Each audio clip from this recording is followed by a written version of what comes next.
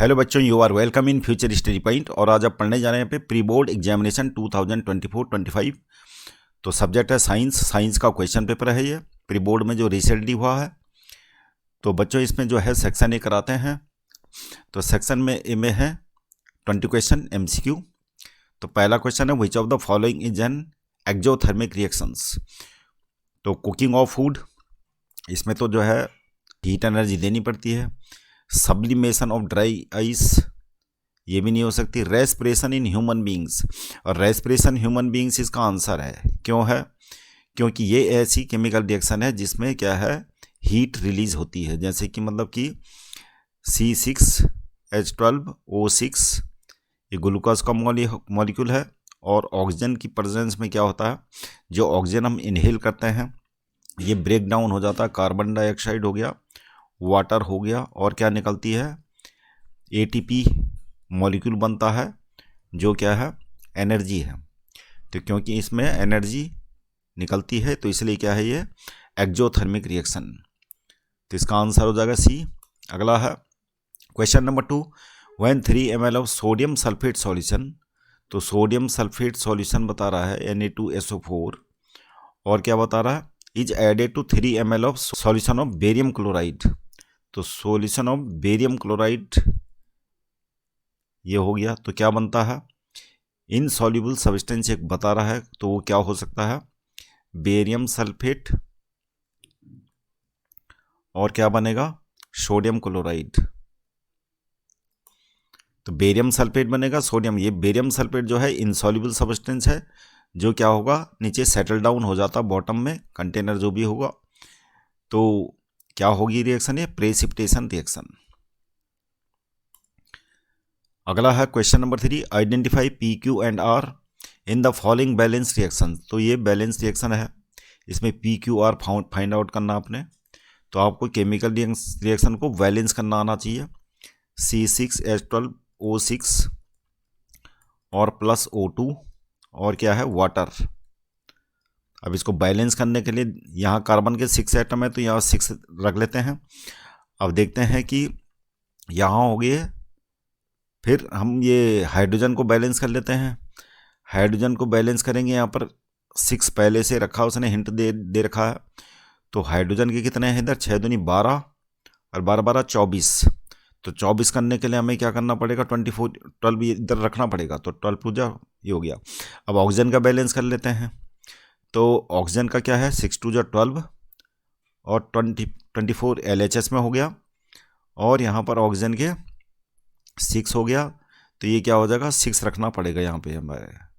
तो क्या हो जाएगा, अब टोटल मिला के ऑक्सीजन के कितने हो गए, 12 और 6 18, 18 6 24, तो ऑक्सीजन के बराबर होगी। तो क्या हो जाएगा हमारा, P की वैल्यू क्या हो जाएगी, P हमारा ये 6 हो गया, Q हो गया हमारा 12, और क्या हो गया, R कितना हो गया, R हो गया 6। तो ये हो गया हमारा, तो क्वेश्चन नंबर 3 का B सही हो जाएगा।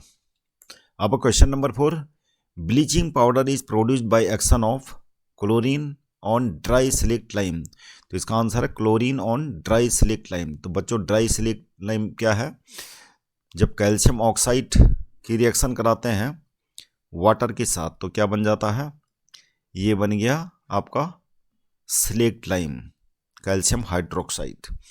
उसके बाद ये क्या है, ये लिक्विड फॉर्म में रहता है, यानी पेस्ट की फॉर्म में होगा। तो इसको क्या करा जाता है, ड्राई किया जाता है, इंडस्ट्रियल मेथड से ड्राई किया जाता है,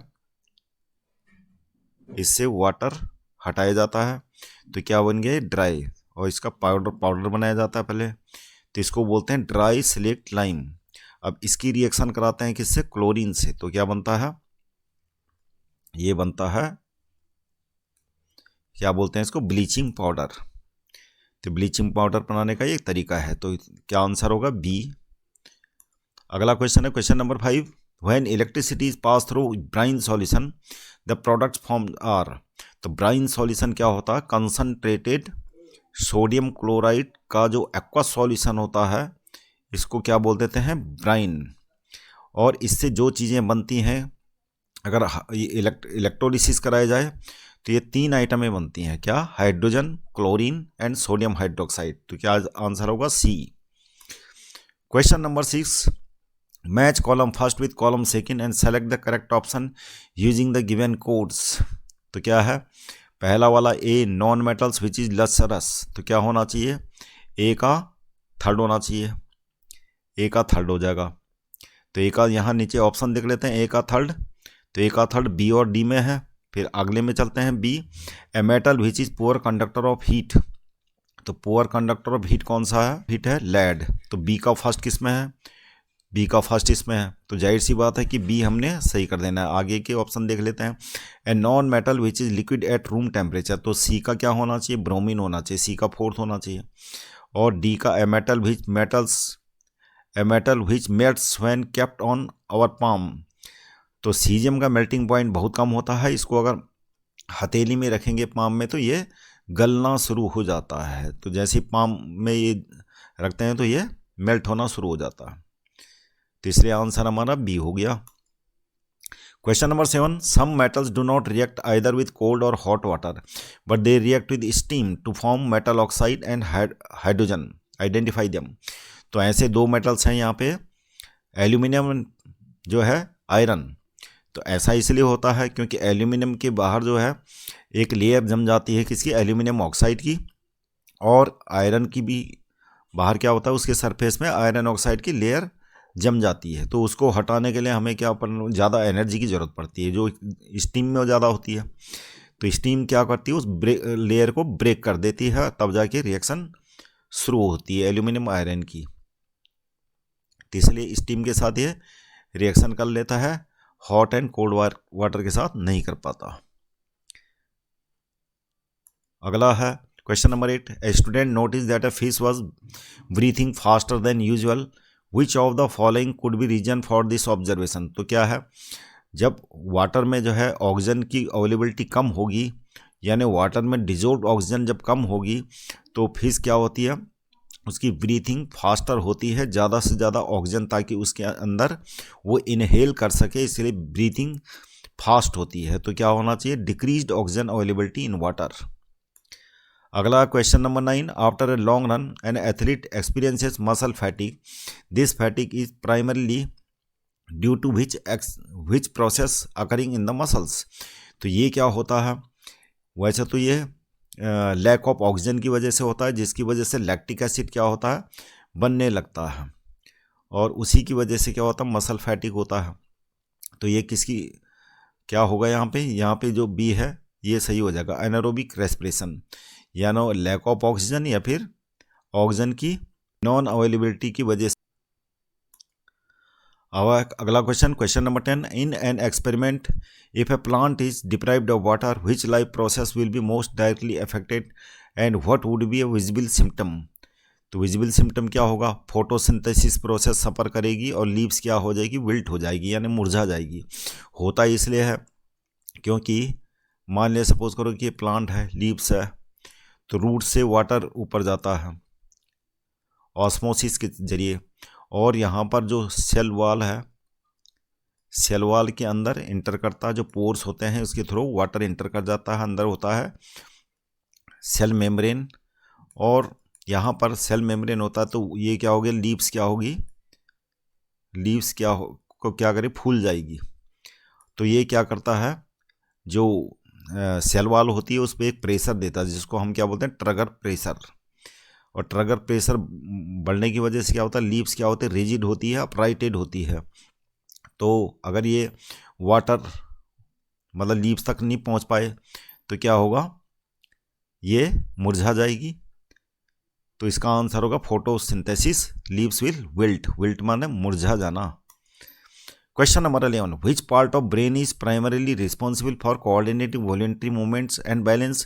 तो ये काम कौन करता है, सेरिबेलम, जैसे डांसिंग हो गया, स्पोर्ट्स है, और सर्कस में जो एक्टिविटीज़ होती हैं तो इसको कौन कंट्रोल करता है, सेरिबेलम। अगला question number 12, match column first with column second and select the correct option using given codes. तो यहाँ पर फ्रेगमेंटेशन किस में होता है, फ्रेगमेंटेशन होता है स्पाइरोगायरा में, और मल्टीपल फिजन किस में होता है, प्लाज्मोडियम। बडिंग किस में होता है, यीस्ट में। स्पोर फॉर्मेशन किस में होता है, राइजोपस में। यहाँ पर आंसर क्या होगा, ए थर्ड और बी फर्स्ट और सी फोर्थ। सी क्या है, फोर्थ, नहीं सी क्या है, बडिंग, सी का सेकंड होना चाहिए, सी का सेकंड। तो हमारा आंसर क्या होगा, D. Question number 13, the least distance of distinct vision for a young adult with normal vision. तो डिस्टिंक्ट विजन मीन ताकि इमेज कहाँ बन सके, रेटिना में। तो रेटिना में इमेज फॉर्मेशन के बनने को हम क्या बोलते हैं, डिस्टिंक्ट विजन। कोई भी चीज़ हम देखते हैं तो हमें सही दिखनी चाहिए, वो सही कब दिखेगी, जब रेटिना में इमेज बनेगी, तो उसको distinct vision. For a young adult with normal vision, तो क्या होता है, जो नॉर्मल एडल्ट की विजन है उसकी क्या होती है, लीस्ट डिस्टेंस 25 सेंटीमीटर। तो लीस्ट डिस्टेंस 25 सेंटीमीटर का मतलब है कि 25 सेंटीमीटर से कम डिस्टेंस में नहीं दिखाई देता। ज़्यादा से ज़्यादा 25 सेंटीमीटर हमें दिखाई देता है, उससे कम में कोई चीज़ रखिए तो वो चीज़ ब्लड दिखाई देती है।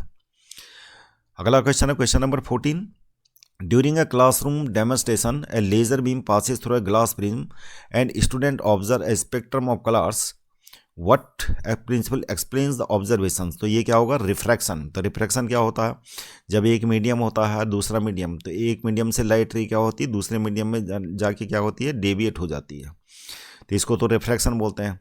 और डिस्पर्जन बोलते हैं जब लाइट रे क्या होती है, स्प्लिट अप हो जाती है 7 कलर्स में, उस प्रोसेस को क्या बोलते हैं, डिस्पर्जन। तो रिफ्रैक्शन एंड डिस्पर्जन देखने के लिए हम ये ऑब्जर्वेशन करते हैं प्रिज्म के थ्रू लाइट बीम को पास करा के। Question number 15, in a typical food chain what is the order of trophic level starting from the sun. अब सन क्या होता है, प्लांट को एनर्जी देता है, और प्लांट क्या है, प्रोड्यूसर है।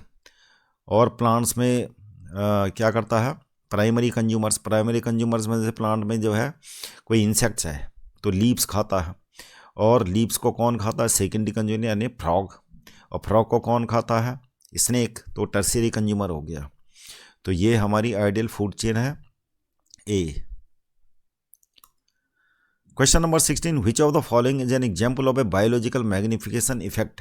तो बायोलॉजिकल मैग्निफिकेशन इफेक्ट क्या होता है, सपोज करो कि कोई खेत है और खेत में पेस्टिसाइड्स और इंसेक्टिसाइड डाले हुए हैं या फर्टिलाइज़र। अब ये बह के रेनी सीजन में क्या होगा, ये पौंड में चले जाएंगे, पौंड में जिसमें मछलियां हैं।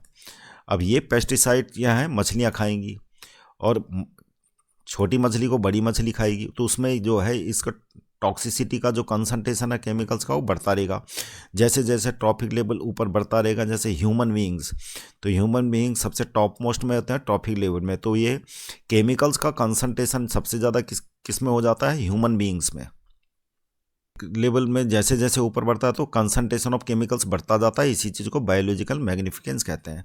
तो यहाँ पर which of the following as an example of biological magnification effect, यहाँ पर एक एग्जाम्पल दे रखा है मरकरी का। तो मरकरी लेवल्स क्या होगा, छोटी फिश में होगा, तो छोटी फिश से ज़्यादा उससे बड़ी फिश में होगा, और उससे बड़ी फिश से ज़्यादा ह्यूमन बीइंग में सबसे ज़्यादा होगा। तो ये एग्जाम्पल है किसका, बायोलॉजिकल मैग्निफिकेशन का।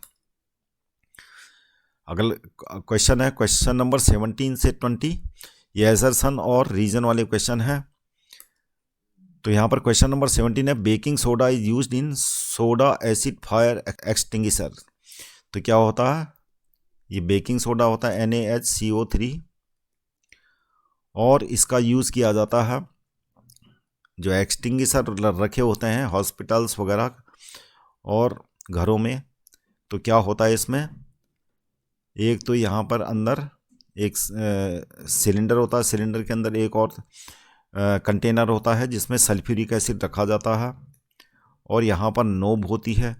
इस नोब को जैसे ही घुमाते हैं तो यहाँ पर होता है बेकिंग सोडा NaHCO3, और जैसे ही नोब को घुमाते हैं जब यूज़ करा जाता है इसका, तो क्या सल्फ्यूरिक एसिड मिक्सअप हो जाता है किसके साथ, बेकिंग सोडा के साथ। और उसके बाद क्या बनता है, उसके बाद बनता है आपका कार्बन डाइऑक्साइड बनती है और वाटर बनता है, और भी कोई प्रोडक्ट बनता हो, लेकिन हमें कार्बन डाइऑक्साइड और वाटर से लेना देना है। तो कार्बन डाइऑक्साइड क्या करता है, एक्सटिंग्विशर का काम करता है।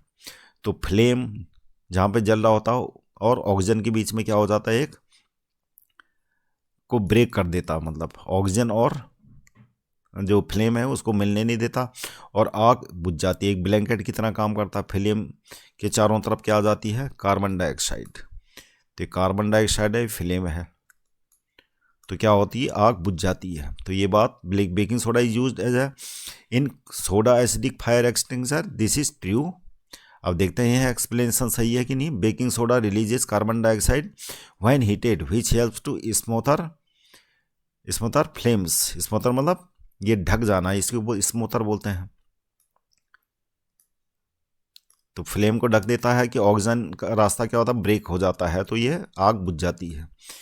तो ये करेक्ट एक्सप्लेनेशन है। तो हमारा आंसर क्या हो जाएगा, A. Question number 18, assertion A, traits such as eye color and height are example of inherited traits.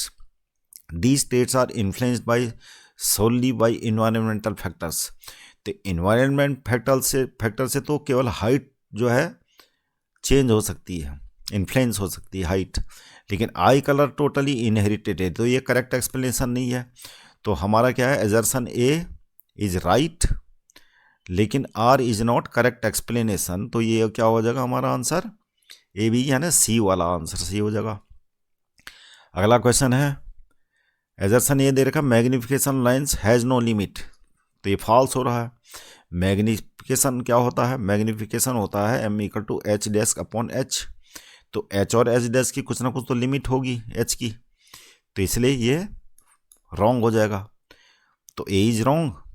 Are क्या है, द रेशियो ऑफ हाइट, ये तो सही बात है। जो मैग्निफिकेशन होता है वो ये तो होता ही है, तो ये तो ट्रू है, यानी ये फॉल्स है। तो हमारा आंसर हो जाएगा D, assertion A is false but reason R is true. अगला क्वेश्चन है,